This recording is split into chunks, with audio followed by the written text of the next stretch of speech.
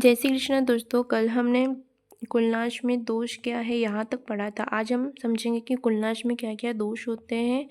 तो चलो शुरू करते हैं। कुल क्षये प्रणश्यन्ति कुल धर्माः सनातनाः धर्मे नष्टे कुलम कृतघ्नं धर्मो अभिभवस्तु। कुल के नाश होने से सनातन कुल धर्म नष्ट हो जाते हैं। अर्जुन कुल धर्म कुलाचार को ही सनातन धर्म समझ रहा था। धर्म के नाश होने पर संपूर्ण कुल को पाप भी बहुत दबा लेता है।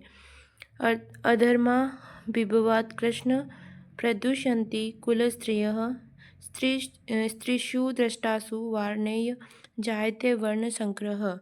हे कृष्ण, पाप के अधिक बढ़ जाने से कुल की स्त्रियां दूषित हो जाती हैं। हे वार्ष्णेय, स्त्रियों के दूषित होने पर वर्ण संकर उत्पन्न होता है।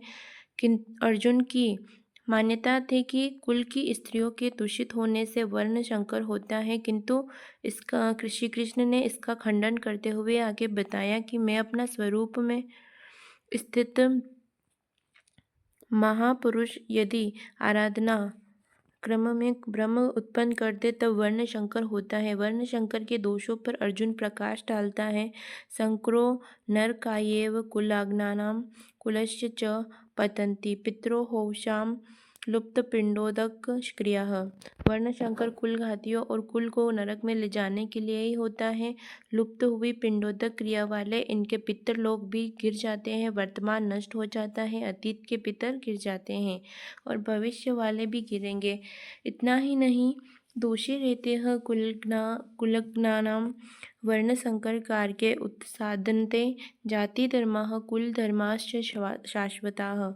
इन वर्ण संकर दोषों से कुल और कुल घातियों के सनातन कुल धर्म और जाति धर्म नष्ट हो जाते हैं। अर्जुन मानता था कि कुल धर्म सनातन है, कुल धर्म ही शाश्वत है, किंतु श्री कृष्ण ने इसका खंडन किया और आगे बताया कि आत्मा ही सनातन शाश्वत धर्म है। वास्तविक सनातन को जानने से पहले मनुष्य धर्म के नाम पर किसी न किसी रूढ़ि को जानता है। ठीक इसी प्रकार अर्जुन भी जानता है, जो श्री कृष्ण के शब्दों में एक रूढ़ि है। उत्सन्न कुल धर्माणां मनुष्याणां जनार्दन नरके नियतम वासो भवतीत्यनुश्रुतम्। हे जनार्दन, नष्ट हुए कुल धर्म वाले मनुष्यों का अनंत काल तक नरक में वास होता है, ऐसा हमने सुना है। केवल कुल धर्म ही नहीं नष्ट होता, बल्कि शाश्वत सनातन धर्म भी नष्ट हो जाता है। जब धर्म ही नष्ट हो गया तब ऐसे पुरुष का अनंत काल तक नरक में निवास होता है, ऐसा हमने सुना है, देखा नहीं सुना है। अहो बत महत् पापम कर्तुम व्यवसिता वयम यद्रा जय सुखलोभेन हस्तुम स्वजनम मुदता। अहो शोक है कि हम लोग बुद्धिमान होकर भी महान पाप करने को तैयार हुए हैं। राज्य और सुख के भोग से, लोभ से अपने कुल को ही मारने के लिए उद्यत हुए हैं। अभी अर्जुन अपने को कम ज्ञाता नहीं समझता। आरंभ में प्रत्येक साधक इसी प्रकार बोलता है। महात्मा बुद्ध का कथन है कि मनुष्य जब अधूरी जानकारी रखता है तो अपने को महान ज्ञाती समझता है, और जब आधे से आगे की जानकारी हासिल करने लगता है तो अपने को महान मूर्ख समझता है।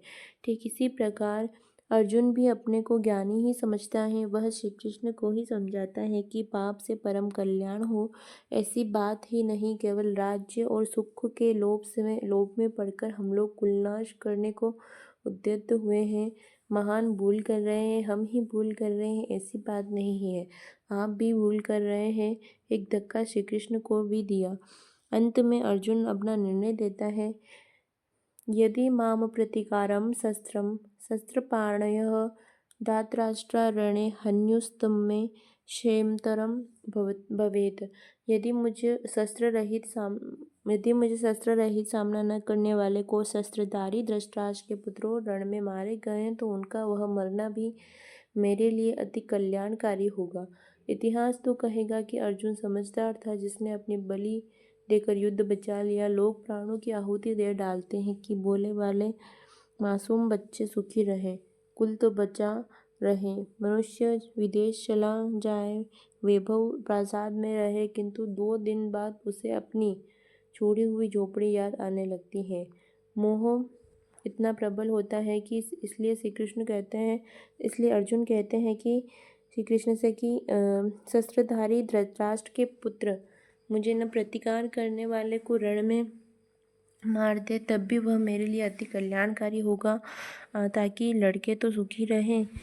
संजय उवाच एवं मुक्तवार्जुनः शङ्कये रथोपस्थ उपाविशतं विसृज्य संस्रं चापम लोक सविघ्नं मानसः। संजय बोला कि रणभूमि में शोक से उद्विग्न मन वाला अर्जुन इस प्रकार कहकर बाण सहित धनुष को त्याग कर रथ के पिछले भाग में बैठ गया तथा क्षेत्रज्ञ के संघर्ष में भाग लेने से पीछे हट गया। इसका निष्कर्ष क्या निकलता है कि गीता क्षेत्रज्ञ के युद्ध का निरूपण है।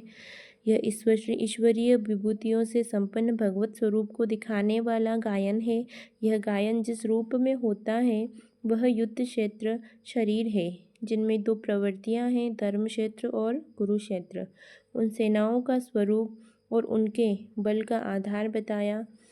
शंख ध्वनि से उनके पराक्रम की जानकारी मिली। तदंतर जिस सेना को लड़ना है उसका निरीक्षण हुआ, जिसकी गणना 18 अक्षौहिणी लगभग 6.5 अरब कही जाती है, किंतु वस्तुतः वे अनंत है। प्रकृति के दृष्टिकोण 2 है, एक स्थोन्मुखी प्रवृत्ति देवी संपत्ति, दूसरी बहिर्मुखी प्रवृत्ति आसुरी संपत्ति। दोनों प्रकृति ही है। एक इष्ट की ओर उन्मुख करती है, परम धर्म परमात्मा की ओर ले जाती है, और दूसरी प्रकृति विश्वास दिलाती है।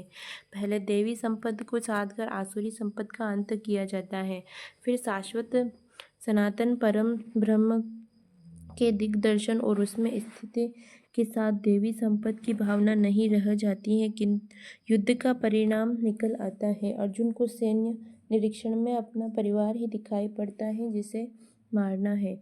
जहाँ तक संभव है उतना ही जगत है। अनुराग के प्रथम चरण में पारिवारिक मोह बाधक बनता है। साधक जब देखता है कि मधुर संबंधों में इतना विच्छेद हो गया है जैसे वे थे ही नहीं, तो उसे घबराहट होने लगी। स्वजना शक्ति को मारने से उसे अकल्याण दिखाई देने लगता है। वह रूढ़ियों में अपना बचाव ढूंढने लगता है, जैसा अर्जुन ने किया है। उसने कहा, कुल धर्म ही सनातन धर्म है। इस युद्ध में सनातन धर्म नष्ट हो जाएगा, कुल की स्त्रियां दूषित होगी, वर्ण संकर पैदा होगा, जो कुल और कुल घातियों को अनंत काल तक नरक में ले जाने के लिए ही होता है। अर्जुन अपनी समझ से सनातन धर्म की रक्षा के लिए विकल है। उसने श्री कृष्ण से अनुरोध किया कि हम लोग समझदार होकर भी यह महान पाप क्यों कर रहे हैं, अर्थात श्री कृष्ण भी पाप करने जा रहे हैं। अनंत तो गत्वा पाप से बचने के लिए मैं युद्ध नहीं करूँगा। ऐसा कहता हुआ हताश अर्जुन रथ के पिछले भाग में बैठ गया, क्षेत्र के संघर्ष में पीछे हट गया।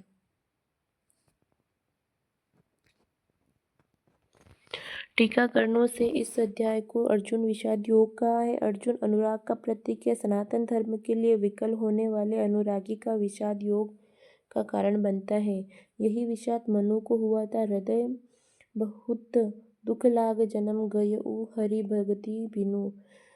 संशय में पढ़कर ही मनुष्य विषाद करता है। उसे संदेह था कि वर्ण संकर पैदा होगा जो नरक में ले जाएगा।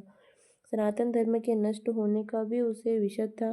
अतः संशय विषाद योग का सामान्य नामकरण इस अध्याय के लिए उपयुक्त है। ओम तत्सदिति श्रीमद्भगवद्गीतासु उपनिषत्सु ब्रह्म विद्यायां योगशास्त्रे श्रीकृष्ण अर्जुन संवादे संशय विषाद योगो नाम प्रथमो अध्याय। इस प्रकार श्रीमद् भगवत गीता रूपी उपनिषद एवं ब्रह्म विद्या तथा योग शास्त्र विषयक श्री कृष्ण और अर्जुन के संवाद में संशय विषाद योग नामक प्रथम अध्याय पूर्ण होता है। इति श्रीमद् परमहंस परमानंद जी शिष्य और स्वामी अणकरानंद कृते श्रीमद् भगवद गीता यथार्थ गीता भाष्ये संशय विषाद योगो नाम प्रथमो अध्याय अस्ति। अध्याय। इस प्रकार परम श्रीमंत परमहंस परमानंद जी के शिष्य स्वामी अगणानंद जी स्वामी भगवद गीता के भाष्य यथार्थ में संशय विषाद योग नामक पहला अध्याय पूर्ण होता है। यानी कि जो पहला अध्याय है गीता का वो कंप्लीट होता है। कल से हम सेकंड अध्याय की बात करेंगे जो अम, ये कल से स्टार्ट करेंगे। Okay, thank you so much. जय श्री कृष्णा।